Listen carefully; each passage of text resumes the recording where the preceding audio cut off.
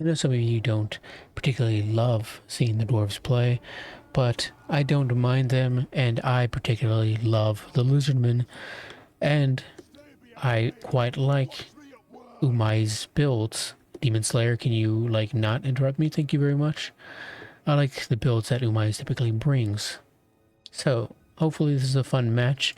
We've got Dwarven Warriors for the front line, including some Miners of Blasting Chargers, triple Quarrelers in the center, with some Slayers in the middle to protect those, of course, and some more Quarrelers in the back. We even have two with great weapons. More dwarves in the rear, including some more miners of blasting chargers. Just a whole bunch of miners and dwarven warriors. No surprise there. Is that a that is a giant slayer? A single unit of giant slayers and a single unit of regular slayers. Let's see if the giant slayers can make up some of that expensive value that they are using up. Hammer of Karak Draz, and I think the rest of that is just base for the Demon Slayer. So just that single item. We have some more Slayers in the forest as well. So, very infantry heavy build from the Dwarven side, with some range components with the Quarrelers. For the Lizardmen side, we do have Mr. Tehenhauin himself. Now, it says I'm going to see a big issue here, obviously, is that the Quarrelers don't have the greatest AP. We do have the Giant Slayers, but that's about it. Slayers don't have great AP. They do have bonus versus large, but 16, it's not enough, I don't think, to deal with some of the massive amount of armor that is on the Lizardmen single entities. But we won't go over that. We will go through the rest of the Lizardmen army. We have Tehenhauin with Flock of Doom. And does he have his plaque at all? Nope, it's just going to be Wild Heart. Alright.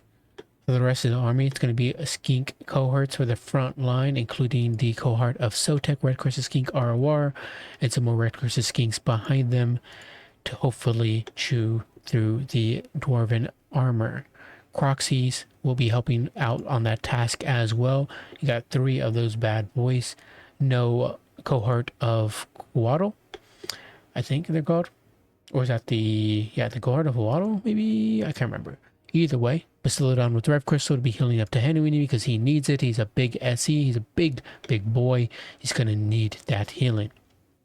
And Quaddle plus some Feral Code ones on both flanks. Let's get into it. See how things go. It's going to be on Conquest once again. Or rather, it's going to be on Conquest. The last replay I casted was not on Conquest. But yeah, see how this game goes. Speed things up here as the Lizardman starts to move up. Skinks taking some damage from those Quarrelers, no surprise there. Now going to start focusing their attention on the Red Crested Skinks, who have no armor and don't have any missile resistance either, so they can take a lot of damage very quickly. Blasting charges going in there on the Red Crested Skinks, doing some pretty good work here. Tehenhauin's Engine of the Gods coming down there, ripping through those Quarrelers. It's a very, very nice Engine of the Gods there, plus the Flock of Doom Overcast hitting all 3 of these Dwarven units, including mostly the Quarrelers, but also the Dwarven Warriors and Slayers as well. A bunch of bounce spells coming in there from the Quado, no surprise they're going to do really good work on the Quarrelers. And it's going to start disrupting them by throwing that SE into combat there. And there's not a whole lot that, unfortunately, the Dawi player can do about it. Some of the Slayers are preoccupied at the moment, including the Giant Slayers who are fighting the Croxigors and absolutely melting them, in fact, ripping through that scaled armor of those Croxies. And the other Slayers are occupied on the left-hand flank. One, unfortunately, being used to fight back the Guard of Sotek. They should definitely be in the center here, fighting that Quaddle, but unfortunately, that is not what's happening. Quarrelers being shut down by the Feral Code, which is quite unfortunate, and Quaddle is continue to be occupied fighting and disrupting the Quarrelers' formations. Some sort of incantation or ability going down there. I think it was maybe Was it the hammer? No. What was that? Some flaming spell there. Maybe I missed a runesmith or something. I'm just not seeing them. Either way, another overcasted flock of doom on the giant slayers, doing a little bit of chip damage here and there. Quaddle continues to be a menace, but the Coilers do finally make their way out of that combat, though with a few models still tagged in there. Unfortunately, it's going to cause some issues. One Coiler gets terror routed. Tehenhauin is causing issues at the moment. Slayers trying to catch out those Croxigores and the Red Crested Skinks to possibly stop those dice rampaging and getting on top of the Coilers. Though the Croxigores do slip by, Red Crested Skinks possibly being finished off here by the Slayers, as they don't have the greatest melee defense at 20. So gonna have a bit of a struggle there. Another overcasted flock of doom, hitting multiple units of the dwarven side. Though they do have spell resistance, is still a lot of value adding up very quickly from that. The Feral Code ones are going to push through here, get on top of the miners. They're not going to be able to use their remaining blasting charge, unfortunately, or their blasting charge, unfortunately. Even though it wouldn't have done that much damage with how many models they have left, it still would have done a bit of work. Another Engine of the God ray going down there. Another space laser ripping through those slayers. It's a pretty decent damage, not a whole lot, but enough to probably make a bit of a difference. And as you can see, Tehenhauin is in a encirclement of slayers here. Not too worried about it, but he is going to push away just because he doesn't need to take any unnecessary damage. But I think he'd be fine for a little while if he was forgotten about for a brief moment. Warlords luckily fighting back the Red Crested Skinks, and now both of them can turn around and start shooting at Tehenhauin, who does have some ward save at 5%, but not that much missile resistance, but at 15%, yeah, as opposed to the quad, which is at 25. Either way, both are viable targets, but definitely Tehenhauin is the biggest one. The Bastiladon, where is it at the moment? It still has probably a few charges left, 5, yeah, so a lot of healing capability left, unfortunately, so gotta start ticking down on Tehenhauin. Hammer of Carrick Dras throwing on top of him, reducing his melee attack down to 0. Demon Slayer's trying to catch him out here, but it's very hard. He doesn't have the longest legs, doesn't have the farthest stride, unfortunately, but he is a speedy fellow. Issue is that there's so many big SEs here and Skinks causing an issue for him. He's not going to be able to catch him out, but he's going to try his best. Quaddle continues to cause disruption. Some Coilers come back, including some Dwarven Warriors who can probably stay on the point and just capture it at this point. Coilers continuing to shoot in at Tehenhauin, but now they are being flanked by Skinks and going to be disrupted by the Quaddle, who does cause terror. So I can imagine that those Coilers are not going to be long for this earth. Slayers continue trying to chase out that Bastiladon. Skink pushing to possibly shut down those Coilers, but they are being attacked in the rear. Hopefully that means that they rout, at least for the Dwarven side. That might be a bit of sliver of hope there. Croxies have come back. Still 6 models, a lot of work to put in. Balance of power looks to be in pretty heavy in Lizardmen favor, and it makes sense considering how healthy that those SEs are, including the Bastiladon, who has unfortunately been caught out here by the Slayers, but I imagine that it won't be too big of an issue, and eventually it'll get away, or either by its own sum or by the help of other units. Big old flock of doom hitting all of these dwarven units, including the Slayers and Coilers, doing great value there. I mean, let's look at Tehenhauin here with 24-22 in value. No surprise there. Really good Engines of the Gods, or rather burning alignments. I kept calling them Engines of the Gods, but yeah, burning alignments, doing some really solid work, including those flocks of doom. Despite that spell resistance, it still does pretty good chip damage. The Translator should probably go over there to support the Quaddle at this moment. I think that's probably just the best move. I know Slayers are at the moment trying their best, but again, that's what the Giant Slayers are built for. Of course, the Skinks are fighting back the Slayers and doing some pretty good work at it. I mean, the Slayers are not built to be fighting infantry, And wow, look at that. Just their HP is depleting so quickly thanks to that Coatl and Tehenhauin. My god, those Slayers are dying very, very fast. Down to 16 models. Not a whole lot of stuff from the Dwarven side coming back anymore. So this is what we have left. This, including some miners, which have 21 models, but they're not going to be making their way over here anytime soon. So this is what we got to deal with. Some beat up Slayers at 4 models, another set of beat up Slayers at 2 models, and some Giant Slayers with 60. So Giant Slayers are a lot of the hope that's left here for the Dwarven side, as the Demon Slayer is going to try his best, but he's going to find it very difficult to catch any of these SCs out. I say that, and he's finally gotten a hit in there on the Coatl, doing some pretty decent chip damage there, and he's going to continue hitting them as long as the Lizardmen players allows it. And Tehenhauin, he's a good infantry clearer, but he's not the greatest at dueling other single entities, especially foot lords who just get knocked over. Giant Slayers are taking an astronomical amount of damage, but they are putting a good amount of damage back into Tehenhauin. So will the Giant Slayers be able to clutch this out here with the Demon Slayer? I'm not quite sure. I mean, Tehenhauin's leadership is falling low at 42. Who knows? Who freaking knows? The Slayers chasing after those cold ones. They only have 4 models left anyways. But yeah, oh my god, yeah, those Giant Slayers are just getting absolutely melted. The Tehenhauin is taking quite a bit of damage, but my god. Red Curses Kings that come back and are going to be able to put on some damage into those Giant Slayers. Can I die popped on the Giant Slayers? Where the Glorious Death popped on them, so they're not losing any models, but they are still taking HP damage. So once that ability goes away, some of those models will die. Tehenhauin is running away at the moment, point being captured, and this is all the dwarfs can rely on at the moment. This is all that they can do, as the Lizardman is going to be able to dictate the rest of these engagements.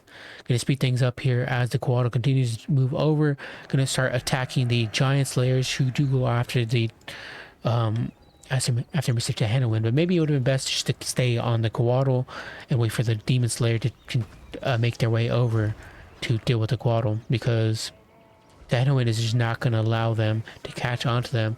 But the issue is now Tehenhauin is going to continuously just cycle charge in and out, because that is one of his choices here. That is, he is allowed to do that, and he would be silly not to. But he's taking so much damage in return every time he does that. Down to 1700, down to 1400 with that hit there from the Demon Slayer. Demon Slayer might just do it. Might just freaking do it. I don't know. The Coatl is giving some issues here as he knocks back the Demon Slayer. As it knocks back the Demon Slayer, that can cause a lot of freaking issues for the Foot Lord here. Anytime he gets knocked back, that means he's preventing the Demon Slayer from doing any damage. Demon Slayers do get run over once again by Tehenhauin. This is such a freaking nail biter. If Tehenhauin routes, the Dwarven side might just have a freaking chance here. They rout off, but the Coatl, can it clutch it out here? Will it land that hit on the Demon Slayer? It does not. It misses. It freaking whiffs. We have some skinks coming back. The Giant Slayers are down to literally one freaking model. It's the Demon Slayer and the Giant Slayer fighting back to back with cannot die. They freaking finish off the Coatl. That slippery snake is dead. It's dead. The balance of power still thinks it is in the Lizardman flavor. Like, that much. That is incredible. But to be fair, the Demon Slayer is down to 566 HP. And that Giant Slayer model will die with just even like a trickle of damage from like the javelin throwers on the engines of the god. As soon as that a Glorious Death ability goes away. My god, this is an absolute freaking nail biter, but I don't know what the balance of power is smoking here. I mean, Tehenhauin is down to 900 HP himself. He's so close to routing down to 5 leadership, but as soon as he charges, it'll go up by like, I think 12 or something. I can't remember what the actual value is here. And the King cohorts are putting some damage into the Demon Slayer, but not really, because Hammer Carrick Draz is popped, shattering them. Demon Slayer has 300 HP. Well, come on, Kaiju, fight! He gets knocked over. He doesn't get a hit in. Or does he? 700 HP. He gets hit in. Oh, but in return, the counterattack from Tehenhauin kills the freaking Demon Slayer. Tehenhauin saves the day for Zlatan. But with all these losses, is it really a win here? The Dwarfs took so many skink lives and Croxigors down into the pits with them, into their minds. Quaddle was felled. Can this still be deemed a win? I think Tehenhauin would say yes. Oof, really close match there. Loved to see that. Despite having basically no EP missiles at all to deal with the gigantic SEs of the Lizardmen side, the Giant Slayers and Demon Slayer managed to make up for it. 1899 here on the Demon Slayer. I mean, what else is there to say? Once he does catch up to you, he's a little weasel. So sometimes he's very hard to see. And next thing you know, your lord is just dying because he just took 3 or 4 hits from the Demon Slayer, just slowly chopping at his freaking heels, just literally just chopping at your dinosaur's legs with a freaking axe. That thing is a menace. It is an ant just poking at your heel. If you're not paying attention, it will freaking kill your dinosaur. So gotta watch out for him. Little bastard. Everything else here, Slayers did pretty good here. No surprise there. Fighting back Croxigors in cold ones. And even to the late game, trying their best to fight back to Quaddle and Tehenhauin. And 33.94 here. My God, you know how I said I hope that they make up their value back? I mean, they definitely doubly did so. They did freaking fantastic. I mean, that's exactly what they were built for. Those gigantic axes chopping away at those lizard dinos. Those axes are meant for cutting through those scales. Though I don't approve of it. I think they should be they should stay away from my dinos. Thank you very much. Hopefully I'm just going to shoot away at them with my skink javelins and keep them far away from my important dinos. 3381 on Mr. Tehenhauin. You did pretty good work. Really solid burning alignments from Hepidors.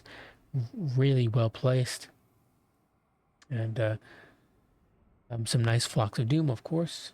And just in general, just an absolute menace in that Dwarven back line. Of course, the Skinks didn't do anything well in particular. Aside from this one, get an 800. The Croxies had a bit of a tough time, thanks to the Slayers, especially the Great Axe variant. Quaddle 1784 as well. Really good bounce spells, causing all sorts of issues for the Dwarven side. If that was happening to me, there was a Quaddle on my backline along with the Tehenhauin, and bounce spells were just going off here and there. I would be sweating bullets. My freaking palms would be sweating. But I'm also not a dwarf player. I'm sure they're relaxed, having a sip of ale or coffee or whatever, as they just watch as their dwarven units hold for as long as freaking possible. But I digress. Wonderful match for both players. Incredibly well played by Umais and Hepidors. Very fun to see both these players go at it on these two factions. Don't really get to see this matchup too often. And definitely not with Tehenhauin on his Engine of the Gods, nor with a infantry heavy build such as the Dwarves. Or rather, Quarrelers heavy build, which is the Dwarves. Anyways, thank you guys for watching. Really appreciate it. Hit subscribe if you like. I'd appreciate that as well. Either way, have a good one. Bye-bye.